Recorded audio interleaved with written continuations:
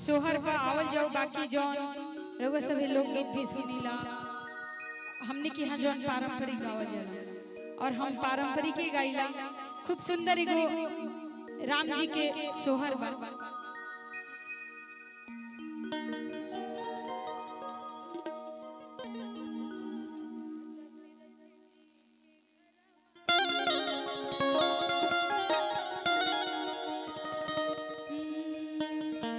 राजा दशरथ जी के घरवा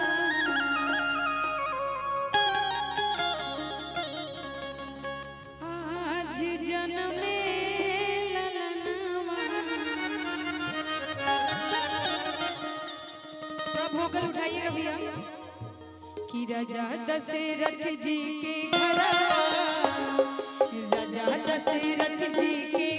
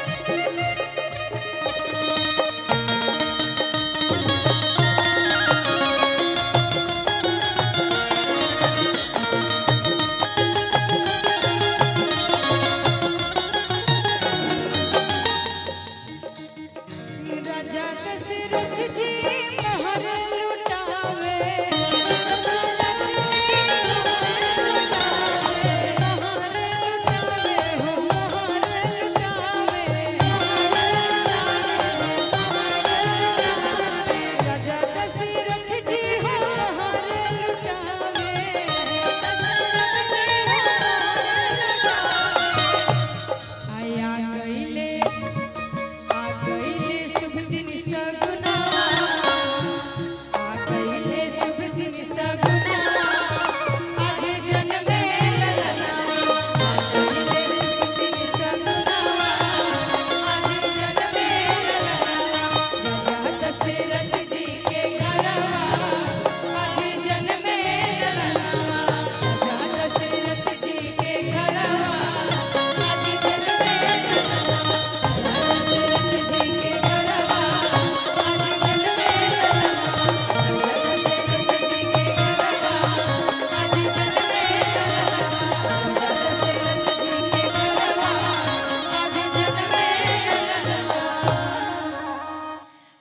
बाबू के बहुत बहुत आशीर्वाद